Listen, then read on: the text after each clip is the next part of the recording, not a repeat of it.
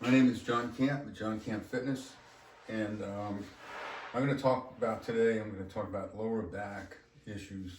A lot of people have lower back issues because of what they do, especially sitting in a seated position all day, or if you're driving. If you ever notice, if you're driving long distances, you get out of the car and your back hurts, you have to stretch. And sitting at a desk, most people sit at a computer desk, have this, and they have some rounded shoulders, and so you've got upper and lower back issues. But this video is for lower back. I've made a shoulder corrective exercise video as well, previous video. So this concerns the lower back. We're going to work on some stretching techniques. We're going to inhibit some muscles with a foam roller. We're going to do some stretches, static stretching, and then we're going to activate muscles and integrate into movement. So those are the four things we're going to accomplish today.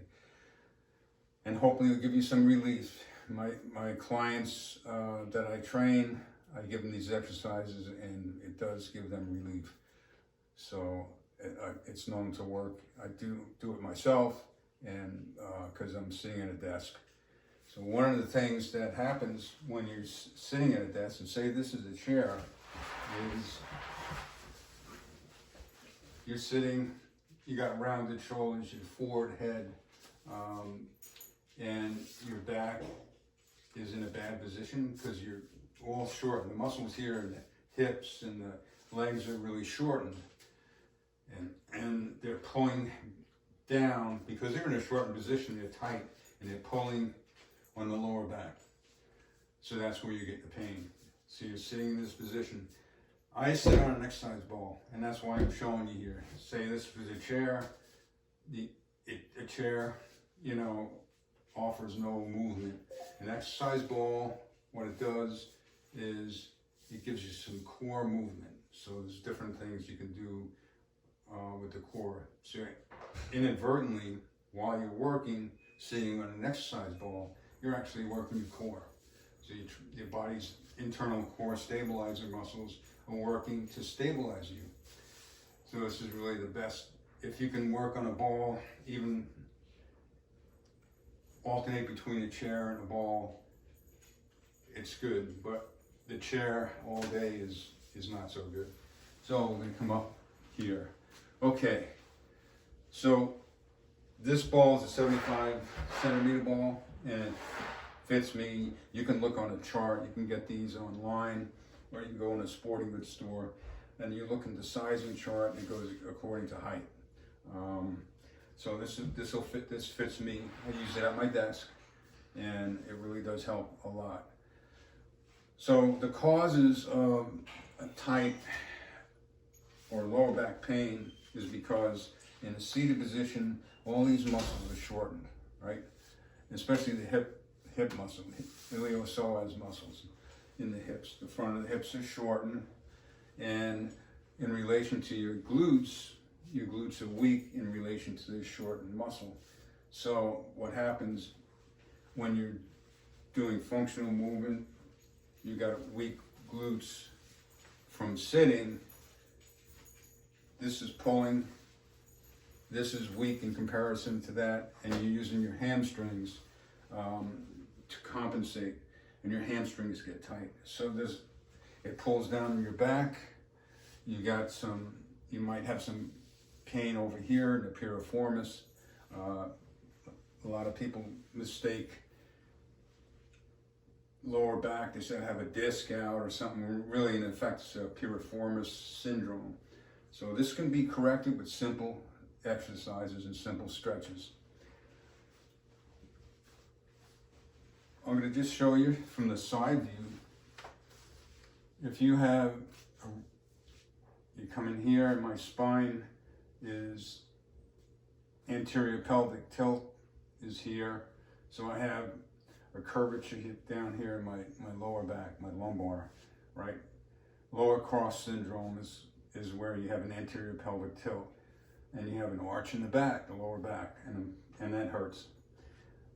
is from sitting. It's from the weakness I just described. So what we'll do first is we'll work on the 4 phases here to completely, or to mitigate this condition. All right, I have a foam roller. I have a couple of them. These are short ones, but usually they come longer. I got this because, and these because I can put them in a backpack and I can bring them to the gym if there's nothing, or I can train some clients with the short ones as well. And it's portable, but the longer ones, they're not expensive. You can get them online. They come with instructions. So one of the things that you want to do for the lower back is we're going to stretch out and inhibit with this the legs and the back. So good thing to do is get on the mat. This is the first phase. You should do a foam rolling at least once a day. Now, if you do it prior to exercise, that's great. Your muscles will be nice and at a good length. The muscles will fire from a resting muscle lengths will be more correct after using this, so they'll fire more correctly. Okay, so what we do here is the foam roller. We're going to roll from the calves all the way up. So if you have a longer one, you can roll back and forth, and I have a video on that, so I'm just going to do it quick. So I'm going to roll, I'd be like 30 seconds on this and go an inch a second, and when I found a point where it really hurts, that's a knot in the muscle, a trigger point, I'd stay on that for about 30 seconds. So you're going to find knots in the muscles. So your muscle fiber runs this way, you got some collagen running transverse, it's going to make a knot, your muscle's not going to be able to fully extend. So say we roll this, and then we're going to move up into the hamstrings. We're going to roll the hamstrings, right? Never roll under any joint like the knee. Never do that, because you can damage the joint. So we're going to roll here, and we've got it, and say 30 seconds went by, or we found some knots, and we stayed down on it and released somewhat. Because this is a continuous process. If you do this day after day, your muscles are going to get better. You're going to release those knots. You're going to have a good resting length, so when they fire, you can fully lengthen the muscle in different movements, eccentric and concentric and eccentric, so movements. So we're going to go back and forth on the glutes now. So we're rolling the glutes here, and then what we're going to do is just come over here and roll in here. So I got a whole video, I'm just doing this quick. This is your piriformis muscle here, so we're rolling that. Now we're going to come down a little bit more onto the TFL. So let's say we do both sides. So we're doing both sides. You do one, and you do the other side. So for the interest of time, I want to just go on and I'm going to roll the quadriceps, rectus femoris. So we're rolling here, and say we finish rolling, then we're going to get the adductors in here, adductor magnus and pectineus up high here toward the groin, and then we're going to roll on the other leg. So then you'll come up here. So the thoracic spine, or the T-spine, just below the shoulder blades, we're going to roll nice and easy. So you never want to roll up on your C-spine, never do that. And never roll down here, because you don't have much protection on your kidneys. So you'll see some people rolling up in here. That's not advisable. Okay, so those are just some of the things, and that's called, what we're doing is we're taking the muscle and we're getting the knots out of it. So now we want a static stretch, and you can static stretch, probably better to do after exercise, but just for the sake of what we're working on here, I'll show you these static stretches. So the static stretches, and you can do these a couple of times a day and after exercise as well. So when you're in the bed in the morning, what you want to do is take your lower back and press it into the bed. So I'm pressing my lower back into the mat, and what that is a posterior pelvic tilt, which is the opposite of an anterior pelvic tilt, which is where you have the arch in the back. So I'm pressing posteriorly here, and now I'm really activating the core. I'm taking my belly button a little bit in, so transverse abdominis muscles do that, and that's a muscle you have to work on because many times on the core it's weak. Okay, so what we'll do is we'll take here, we'll bring our knee up first, and then our leg goes up here. So we're going to do hamstring stretches. There again, you're going to hold these like 30 to 45 seconds. And then you do the other leg. Right? And then you're going to do what it calls a piriformis stretch. So you're going to take like a figure 4. So this leg is here and you're coming out here above the knee. So figure 4, you can just drop this down. You're going to feel it stretch right in the thigh there. And you just press slightly, not too much. As you get more and more flexible, you can bring your knee in closer. Some people bring their leg up and pull it in, but wait on that. Do that gradually, but you're going to feel a nice stretch in here, and then you repeat with the other leg after you do the hamstring stretch. So you got that, and you got the piriformis stretch as well. So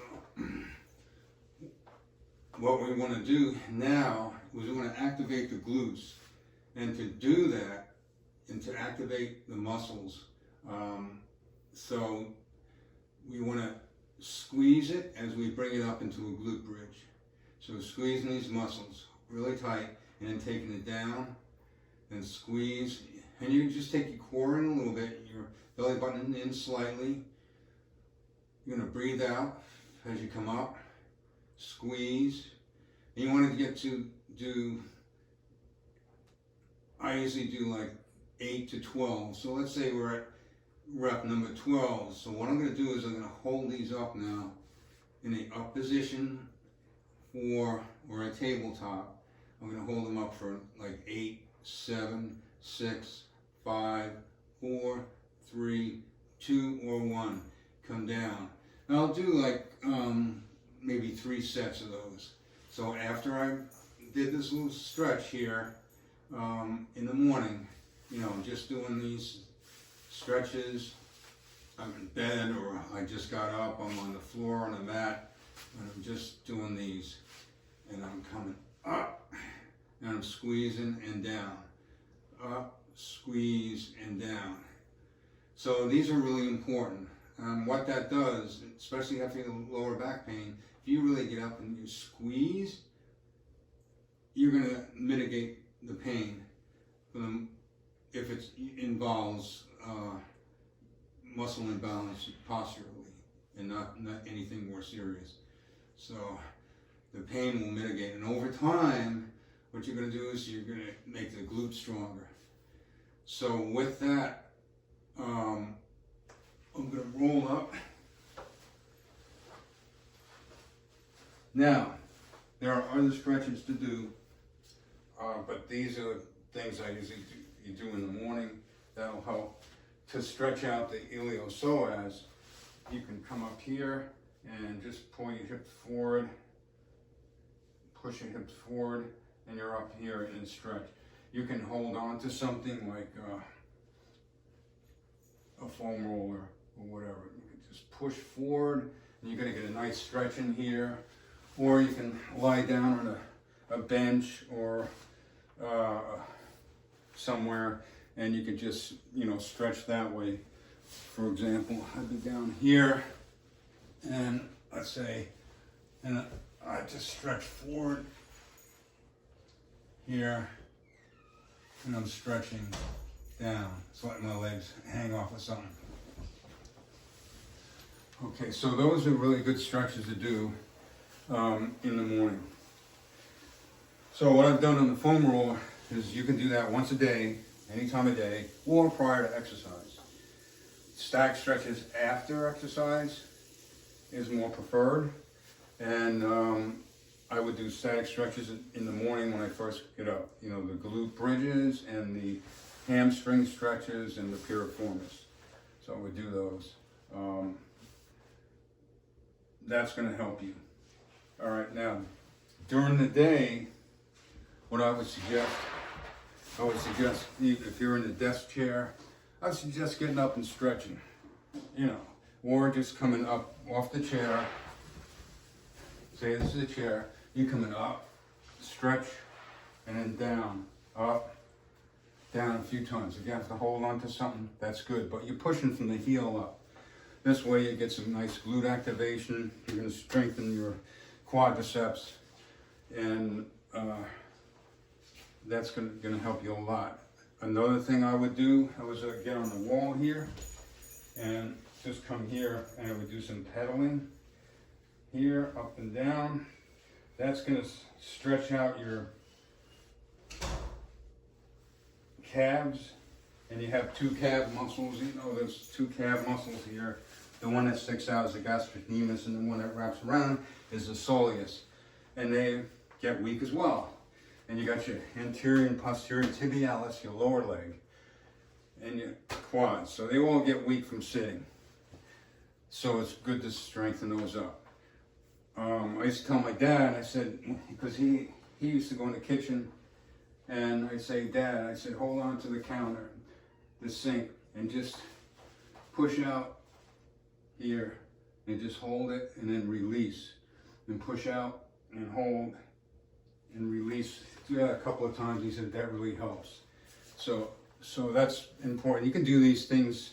You'll make a habit of doing them. You know, just come up. You know, press out, or I'm gonna come up here and do that. All right. So those are really important. Those exercises. The inner thigh is important to stretch, and that's the stretch here. You don't have to do all these in the morning, but the iliopsoas and the inner thigh, unless you want to, but the ones I primarily want you to do are the hamstrings, because they get tight, and then the piriformis. But if you get up and you want to just come here and do these and hold it, and then hold it over here. These you don't have to hold as long, maybe 20 seconds, and then go back and forth a couple of times to do that. So if you want to do that to loosen up, that's good. Really important is to have the proper posture. You know, your eyes are aligned straight ahead. You're not walking hunched over, because look, I'm rounding out my back now. Eyes are focused ahead. You have an oculopelvic reflex, and what that is, if you take your eyes out of line, your pelvis internally goes out of line. I do a lot of balancing exercises with my clients, and I say look straight, and once they take their eyes out of alignment, even weightlifting, you know, you want to have that line. Always the head is aligned with the spine. Now, if I'm coming down here to do a row, I'm looking probably 3 feet out. My eyes are here, but they're aligned with the spine. They're not looking up like this. They're not looking down. I'm doing a deadlift. I'm coming up, pressing my hips forward, and my eyes are aligned. So it's really important through the kinetic chain, which is all the way up through the head, that you practice proper alignment. That's going to help you posturally. Posturally is going to help you mitigate muscle imbalances. Okay, so those are some exercises that I do. There's the core exercises also that are really, really important. to do simple core exercises. Can be, there's so many of them, but a good exercise to do is press your lower back into the mat and then release, and then press, hold, and release, and do that maybe 8 times, maybe 2 to 3 sets. So that'll give you a posterior pelvic tilt, and that'll align your spine. That's going to mitigate some of the problems of you having a rounded spine in the lumbar area. So, and that's a lower cross syndrome, they call that. So, yeah, that's part of it. So, there's things we can do here. A simple thing is to take your shoulders off the ground and press your lower back into the mat. You've already engaged your core. Go into the prayer mode and just pulse up. Especially if you're having pain, you want to limit the motion. You don't want to do full sit-ups. You just want to activate the core. You're breathing out as you come up. You're taking your belly button into the spine. Then you can come up and you can just reach for the opposite knee, the opposite hand. Just start working some internal core stabilizers here. So you're working more of your QL muscles, quadratus lumborum, and internal core stabilizers, intercostals, and so forth here. Before you do that, there are other things you could do on the side to get your abs working on your obliques. One of the better exercises, especially when you're first starting out, is take a weight, come down, come up, only up to straight. So you're coming down, we're going up, coming down and up, and then over the other side as well. Up, down, up. So you might be doing 16 on each side, maybe 3 sets, 2 to 3 sets, and work it there. You'll feel these. So among many exercises you can do on the core. Those are pretty straightforward and pretty simple.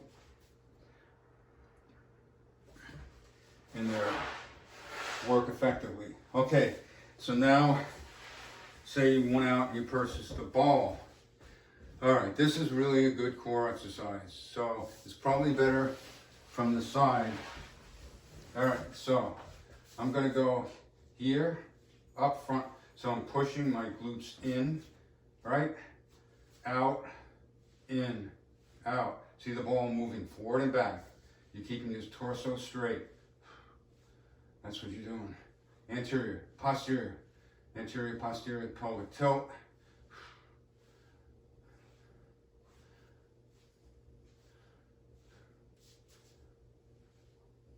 And then go side to side. You gotta keep your torso straight though. I'm going side to side, so I'm in front of you. That's what I'm doing. Side, side, side. Torso straight. Side, side. Working those obliques, right? And then I go circle. And then I circle back. All right? So you can do those exercises. Let's say you do posterior, anterior pelvic tilt, nice and slow. Breathe out.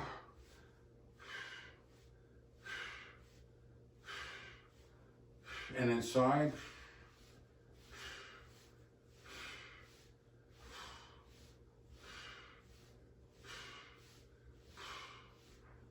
And then circles. 1, 2, 3, 4, 5, 6, 7, 8, and back. And 1, 2, 3, 4, 5, 6, 7, and 8. And tell me if that doesn't hurt, because it's going to really strengthen you, and it's a workout.